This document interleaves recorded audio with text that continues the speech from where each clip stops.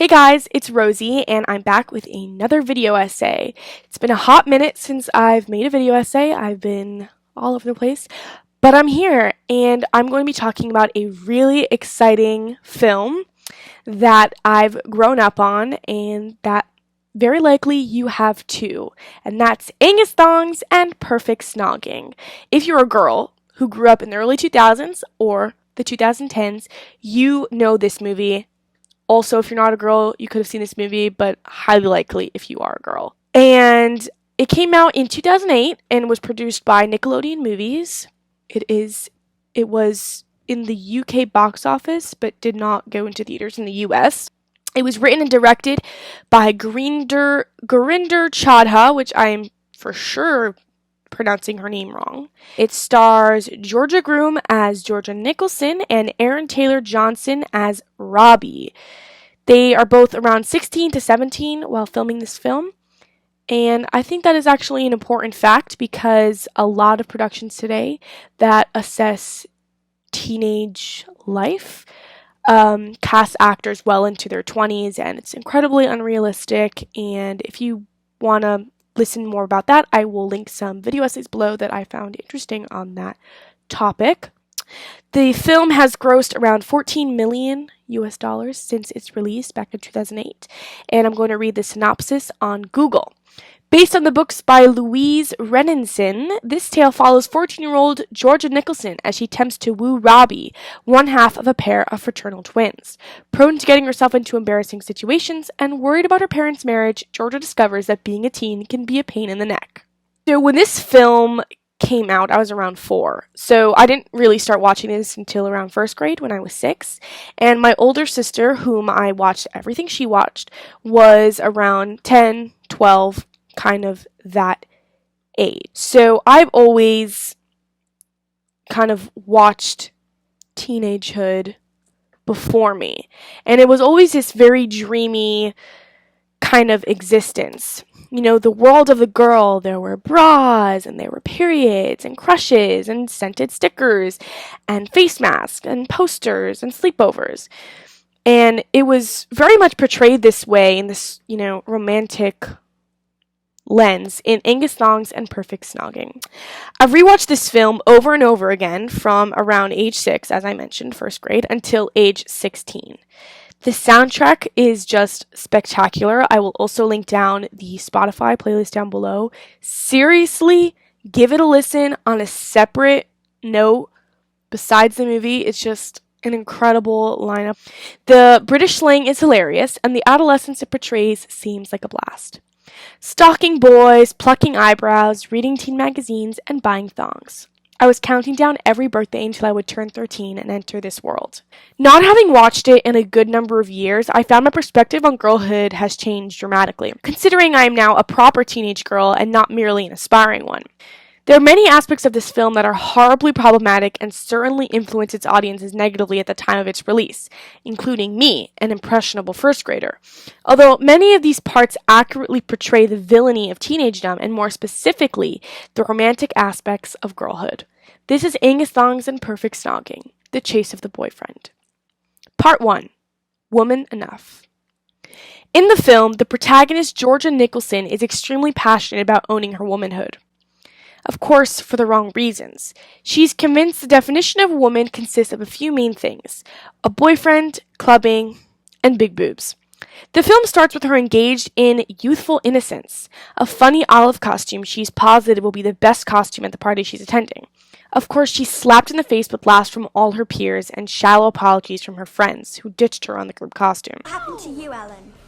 You were supposed to come as a cocktail sausage. Well, my mum said no. Her being a vegetarian and all. Jazz? Cheese and pineapple stick? Well, the cheese made me look fat and yellow washes me out. I didn't know how to be a vol-au-vent. But we said we'd all go as hors d'oeuvres to be original. It was supposed to be a laugh. But boys don't like girls for funniness.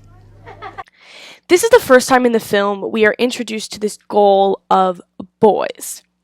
Georgia can't be too funny. She can't be too pretty, or else she's slutty, which we'll see with Slaggy Lindsay. She can't be too smart, but she also can't be too dumb. You know, it's all these factors for what boys rate, which, by the way, I thought was a very funny phrase. I've never really heard that before, unless only in that movie, that boys rate girls on. So, yeah, just interesting wording. Hi, interruption from editing Rosie. I wasn't so clear on this clip. In the film, she says, like, it was supposed to be a laugh to dress up and be funny. And her best friend says, Jazz, says boys don't rate girls for funniness. And I just never really heard that phrase used before, at least in US slang. So I'm guessing it was a pretty British line, but that was what I was trying to say here. Hi, editing Rosie 2.0. Actually, I got this very wrong in the clip. She says boys don't like girls for funniness, but later in the movie they do say boys don't rate girls for funniness or whatever trait boys rate, and it's like another way of saying like boys don't like when girls do X. But yeah, that's me. This is me explaining my explanation. But yeah, back to the program. Anyway, Georgia comes home in a fit, stomping on her once beloved costume and peeling her childish photos from her bedroom walls. She pushes her bears aside and cries into her pillow. If only she was woman enough and not so foolish, then she wouldn't embarrass herself, and then she'd maybe have a boyfriend. Georgia takes initiative on her new project, becoming a real woman. She plucks her eyebrows for the first day of school and begs her parents to allow her to host a birthday party in a club. She argues, With a DJ. You're not old enough to get into a club. Never mind hire one out for a party. If you haven't noticed, I'm a woman now. I wear a bra. her father tries to remind her to just enjoy being 14, an absurdly young age to be so devastated on lack of womanhood, and Georgia quickly responds with easy teenage logic. What's the hurry with growing up so fast? Why don't you just enjoy being 14? Enjoy being 14? How twisted is that? 14? Can you believe that? This intense fixation on the ownership of womanhood is not just a cute gag. It is certainly prevalent in girls today. I personally recall being most comfortable wearing sports bras and training bras, but thinking, how could I be entering the 7th grade and not be wearing a real bra? I can easily recall this burning desire to grow up that is depicted in this film with Georgia Nicholson. Part 2. Pining after the sex god. Georgia and the Ace Gang, which I just want to say is, like, why do they name themselves? And then also, what does Ace Gang mean?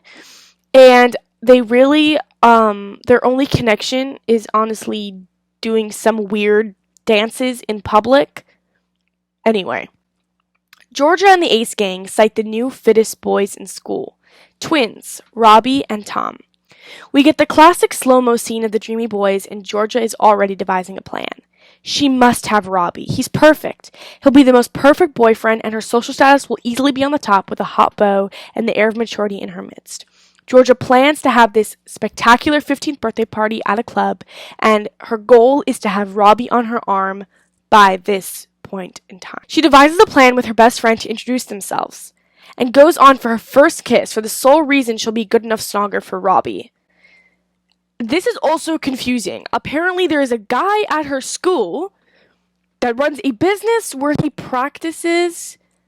teaches people how to snog, which is kissing, by the way. This scene, like, really messed me up as a kid. The part where, like, the timer goes off and they pull away and it's Saliva City. Wow. I just remember the pain in my stomach when watching that scene. It was horrid. But anyway, her life's mission is to attain Robbie, to be perfect for Robbie, like he's some sort of prize. This elaborate pining, while obviously dramatized for entertainment purposes, is too familiar. The stocky photos girls take of their crushes, the endless talking of them, the new low-cut shirts we buy and hope they'll take notice. No matter how much I preach feminism, I'll easily admit to doing these actions. Georgia is not mad or nuts, which is repeatedly referenced in the film, that she's nuts and mad, even though she seems like a regular 14-year-old to me. She's competing is all. She's competing for love, validation, and acceptance. Georgia is constantly comparing her attributes to the girls around her. She measures her success by the male attention she receives, which she does not fail to remind us is not much. I also want to note that she talks a lot about, like, I've never kissed someone, I'm not a good enough snogger, and no boys like me, and I'm not pretty, and my nose is too big, and, like, all these things, and they literally, like, obliterate Georgia's appearance. But two different guys, besides Robbie, take interest in her in this film, and she rejects them. Just saying. But that's just, yeah. Slaggy Lindsay, her arch nemesis, is her biggest competitor. Keep away from my man. He's not a cradle snatcher, and you're not woman enough for him, so back off! When she asks her friends how she stands up beside her, they give her half-hearted answers and confirm her insecurities, instead of regarding her as unique and wonderful in her own way, and how comparing ourselves to others is foolish, especially over the sake of a boy. So, instead of doing this, they devise to go and stalk Lindsay in hopes to recreate her epic handling of womanhood. Yes, these girls are 14 and don't know what they're saying, and this is evident in this film. But also, where do girls get these ideas from? We consistently feed girls, from an incredibly young age, the dreamy tales that life will always be exceptional if you're beautiful, thin, and interesting enough, because you will always find a man, and a man will always make you whole. Georgia goes as far as to invade into someone's private personal space to find the ingredients she needs, I guess you can say ingredients, to find the instructions she needs to attain Robbie, to find out what she needs to do to be enough for Robbie. Girls like Georgia spend their days feeling insufficient and longing for love, when they really should be engaging in their youthfulness. Part 3. False Self-Acceptance. This film ends with the seemingly great growth of Georgia. While it began with her listing the 5 things wrong with her life, she now lists the 5 things that are right. Number 4. My nose is the size of Jupiter. I need to go into an ugly home. Georgia, what have you got? Oh, she shaved them. Number 5. I'll never get a boyfriend. And 5. I don't need a nose job or blonde hair, because my sex-god boyfriend likes me just the way I am. Results! We are happy to see Georgia list the shocking statement that she doesn't care to look perfect anymore. But it was almost too good to be true when she finalizes her list with, I don't need a nose job or blonde hair because my sex god boyfriend likes me just the way I am. This false self-acceptance is painfully familiar. How many times have I gossiped with friends at a sleepover and we all agreed in unison? Life would be infinitely better if we had a boyfriend to tell us we were pretty. How many times my friends cried to me over the width of their nose or their too small bust did they remark under sobs, there isn't one boy who thinks I'm pretty. This false notion that male validation will result in self-acceptance is terribly damaging, although this idea still stands as the gospel for insecure teenage girls. Secure a boy and perhaps looking at your reflection won't sting as much. Conclusion. This film can be remembered by all teenage girls for its relatable depiction of the trivials of being 14, and unfortunately for the misconstrued ideals of womanhood, value of appearance, and the need for a boyfriend.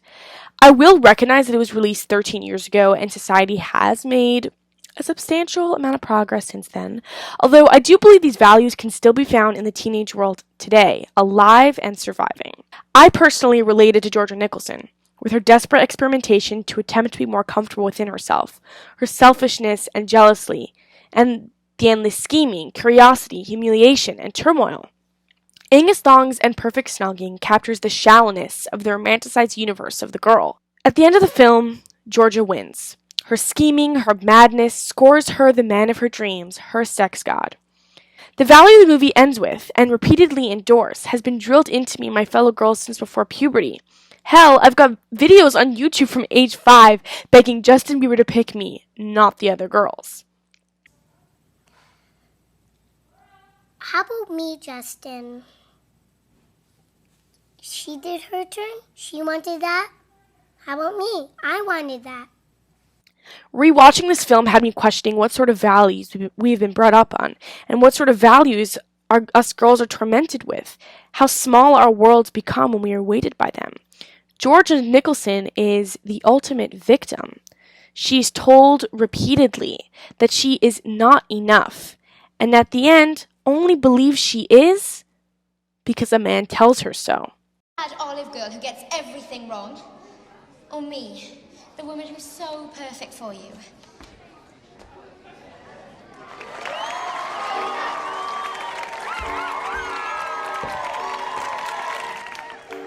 George is perfect too. She's just a perfect nutter. I think the moral of the story is, don't chase the sex god. Don't chase the boyfriend. Become the sex god. Become your own boyfriend. Because seriously, it is so dumb that we think we need men in our lives because they suck. That's it. I hope you liked my video, and I hope you got my message out of it, which is basically that chasing boys are dumb and a waste of your time and the waste of your youth. Let relationships come naturally. And that's it. My nail is kind of breaking right now. Hey guys, I just wanted to add a disclaimer at the end of this video because I filmed and wrote this video essay like 2 or 3 months ago, and I'm just editing it now. It's been sitting, dusting away. But I forgot a really main point in this essay, which is that I'm aware that this movie is fun, lighthearted, not super serious, and it does seem like I'm taking it extremely seriously and not like understanding that it's a Nickelodeon movie from 2007 or 2008, I don't even remember what I said. But my bigger point here was that these lighthearted movies that, you know, don't mean any harm and don't mean to imply that girls are nothing without boys, kind of movies, after you've watched them your entire childhood, it does create implications and it does create a great effect on you that evidently has been trailing behind the teenage girls that grew up in the 2010s and now the early 2020s. And yeah, that was my point, that these innocent movies can have greater consequences and that they are detrimental for developing girls and boys. So that was my main point. And I'm sorry for the quality of this video. I promise that I'm gonna put my best foot forward in the future. But I hope you enjoyed, and I'll see you again next time. Bye!